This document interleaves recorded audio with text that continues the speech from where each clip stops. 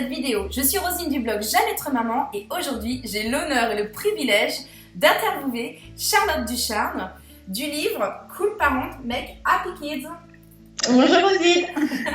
Alors la première question que je voulais te poser, c'est déjà de te présenter. Qui est Charlotte? Raconte-nous tout.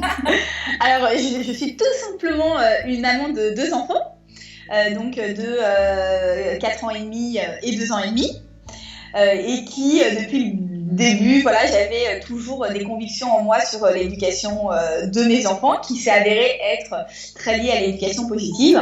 Donc j'ai pratiqué dès le début avec eux. Super. Moi, j'avais une question à te poser, mais tout est venu l'idée en fait de faire ce livre, d'écrire ce livre. C'est une bonne question parce qu'étant donné que je suis pas du tout littéraire, c'était pas du tout mon objectif au début d'écrire un livre. Et justement, en fait, je trouvais que c'était pas évident de lire un livre de psychologie. Faut vraiment se plonger dedans. C'est pas toujours simple de transposer les méthodes qui sont données à des exemples de la vie de tous les jours. Et puis on apprend un peu le livre. Il y a ça, on fait ça. Alors que je trouve que ce qui est intéressant, c'est moi c'était un peu ma volonté, c'était de faire ressentir aux parents ce que l'enfant vivait. Et vraiment changer leur état d'esprit, plutôt que de leur donner des méthodes, il y a une crise, voilà ce que tu peux faire. C'était d'essayer qu'ils digèrent le truc eux-mêmes, qu'ils se mettent vraiment à la place de leurs enfants pour pouvoir s'approprier cette façon de penser, prendre du recul sur leur quotidien et adapter ensuite leur éducation en fonction de ce qu'ils ont compris en fait du ressenti de leur enfant. Donc c'est vraiment pas l'objectif, c'était pas de donner des conseils et des clés, même s'il y a plein de conseils et de clés, mais c'est que chaque parent puisse vraiment changer d'état d'esprit et créer leur propre éducation de façon plus positive, avec un livre justement où ils se reconnaissent, quoi. Ouais. Où ce soit très facile à lire, où il y ait des exemples hyper concrets, et finalement on part pas de la méthode pour l'appliquer à des exemples, mais des exemples de la vie de tous les jours en disant voilà ce qui m'arrive, voilà comment j'ai réagi, qui est de façon entre guillemets habituelle des parents.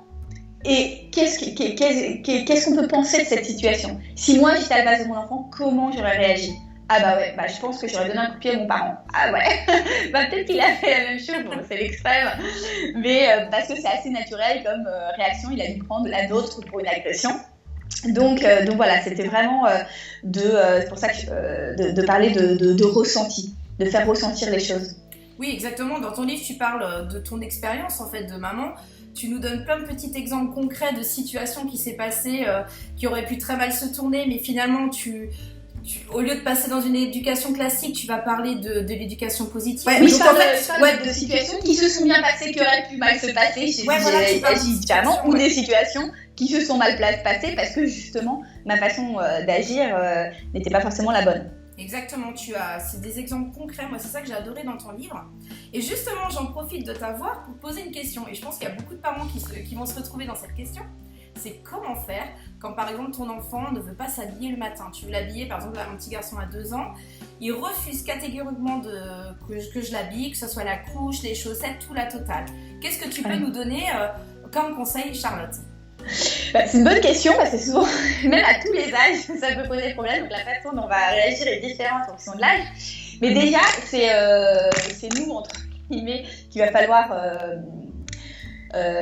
maîtriser, c'est nos émotions par rapport à ça. Et le fait de comprendre que ça arrive à tout le monde, qu'il y a plein d'enfants qui refusent de s'habiller et que c'est pas parce que le nôtre est plus méchant qu'un autre ou que nous on l'a moins bien éduqué, c'est juste que il y en a d'autres, ils sont plus calmes, ils n'ont pas de problème, mais disons que c'est courant et c'est pas grave.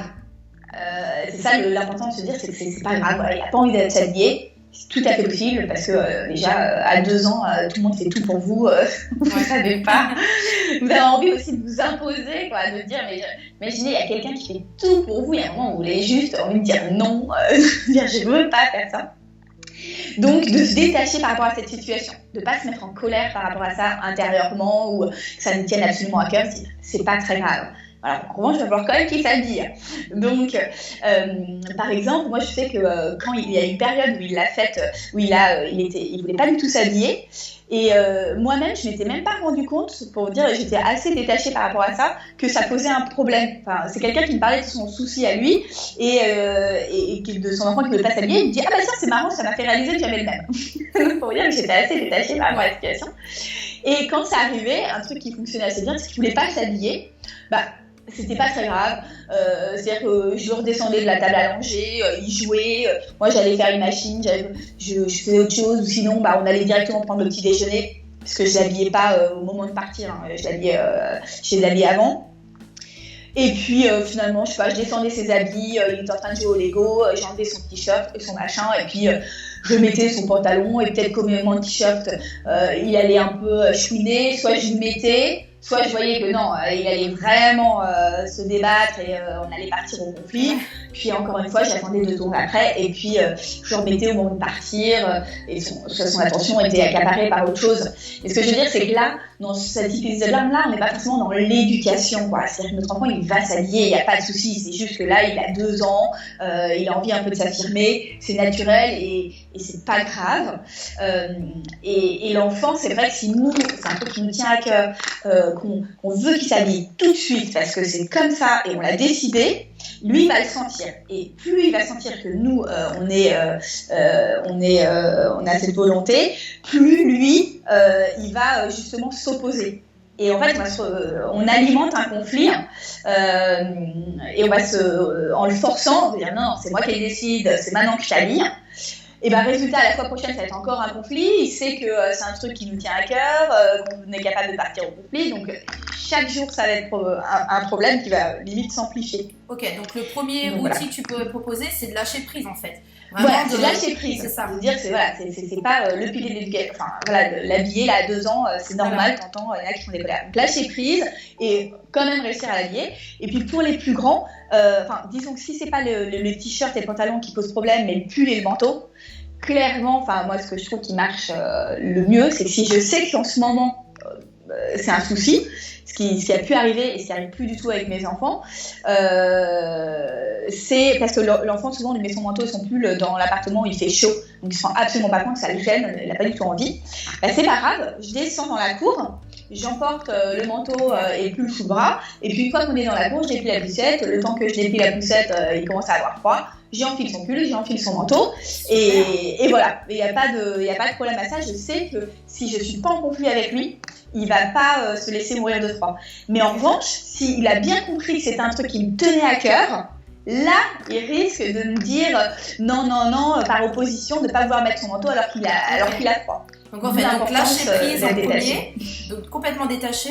Et le deuxième outil que tu nous proposes, c'est vraiment de laisser en fait l'enfant faire sa propre expérience en le mettant dehors, en le laissant en fait regarder en fait toutes les sensations, le froid, tout ce qui est désagréable pour lui. Et s'il a envie de mettre son manteau, en général oui, s'il fait très froid, donc par lui-même en fait il va décider de mettre son manteau parce qu'il l'aura décidé, il aura fait sa propre expérience naturelle. C'est ce que tu es en train de dire. Exactement. Et là en plus on le responsabilise. Oui. Donc c'est intéressant autant sur les habits, ça lui a rien appris, autant là sur le froid, je sais que mes enfants ça peut leur arriver. Au début ils ont du mal à anticiper le fait qu'il va faire froid dehors. Mais dès qu'ils sont plus grands, vers 4 ans, elle sait qu'il va faire froid dehors. Donc elle sait qu'elle doit emporter son manteau parce qu'elle n'a pas envie de se cailler. Voilà. Ok, super, merci beaucoup Charlotte. En tout cas, dans ton livre, c'est ça en fait qu'on peut retrouver dans ton livre. Finalement, c'est plein de petites expériences, plein de petites choses, plein d'astuces, d'outils qu'on peut retrouver dessus. Comme par exemple, là je vois... Il y avait un truc que je voulais dire. Et c'est vrai que les parents souvent ressortent aussi un peu déculpabilisés, quoi. Ouais, c'est ça, je voulais parler de ça avec toi justement. La culpabilité des parents en fait. Quand j'ai lu ton livre, en fait, ça m'a permis de déculpabiliser en fait, de me dire ok, mais je suis pas la seule. Tu partages plein de petites choses là-dessus. Est-ce que tu veux nous en parler justement de la culpabilité des parents ? Oui, non, mais c'est vrai que c'est dur, surtout avec le premier. Et souvent, c'est pour ça que c'est plus facile, entre guillemets, avec les seconds. C'est qu'on a l'impression que notre enfant est un monstre parce qu'il fait une crise, et on se dit, mais c'est de ma faute, ou il est violent, ou je sais pas quoi. Et on se met un stress à l'enfant, alors que même si c'est pas une fin en soi, c'est des choses et on peut mettre des choses en place pour l'aider à s'améliorer. Je ne dis pas qu'il faut tout laisser faire, mais en tout cas, il y a plein de choses qui sont pas liées à nous, qui sont pas liées à l'enfant, qui sont liées aussi à la maturation de son cerveau. Et plus on comprendra notre enfant, plus on sera dans l'empathie, et plus les choses iront bien en fait. Donc ça n'a rien de culpabiliser de toute façon, parce qu'aussi on n'est pas des parents parfaits. Donc même si on veut appliquer l'éducation positive, mais évidemment on ne pourra pas toujours l'appliquer, c'est pas l'objectif, et on aura toujours on rencontrera toujours des difficultés, des crises, ça fait partie de la vie et c'est pas grave. Voilà. Dans ce livre, en fait, tu t'adresses à quel type de parent? C'est-à-dire le parent qui connaît absolument rien dans la parentalité positive, ou alors le parent qui débute, ou le parent... À qui tu t'adresses en fait dans ce livre? En fait, je voulais faire ce livre déjà pour tous ceux qui s'intéressent pas forcément à l'éducation. Pour que ce soit hyper accessible. C'est pas parce que des personnes qui liront pas forcément le bouquin d'un psychologue pourront lire ce livre. Et ensuite, pour tous ceux qui ont commencé cette démarche, je sais que certains essayent d'appliquer les astuces de la discipline positive, etc. Mais au fond d'eux, pas forcément changer leur état d'esprit, leur façon de penser. Et ce livre, je voulais justement aider les parents à complètement changer leur façon de penser, de façon à véritablement agir différemment, par conviction, parce qu'on a digéré le truc et pas juste parce qu'on essaie d'appliquer une astuce. Aussi. Très bon livre. En tout cas, je le recommande à tout le monde. Il est vraiment top. Il se lit mais très rapidement. Franchement, j'ai adoré. Il est vraiment super. Je te remercie beaucoup, Charlotte. Merci, Roselyne. À toi. Et puis, pour retrouver Charlotte, donc voilà, sur son livre. Encore une fois, je le présente. Et puis, sinon, sur ton blog, tu nous parles un petit peu de ton blog. J'ai oublié de parler de ton blog quand même. Le blog, donc Cool Parents Make Happy Kids, les parents cool font des enfants heureux en anglais. Ouais. C'est la même chose. À chaque fois, je parle d'un épisode du quotidien. Par exemple, cette semaine, c'est quand notre enfant râle. On n'a pas envie qu'il râle, quand on a marre qu'il râle. Comment réagir pour qu'il ne râle plus, au moins se donner les chances qu'il ne râle plus. Voilà. Ok, en tout cas, je te remercie beaucoup. Et je te dis à très bientôt, Charlotte. Merci, Roselyne. Bye bye. À bientôt.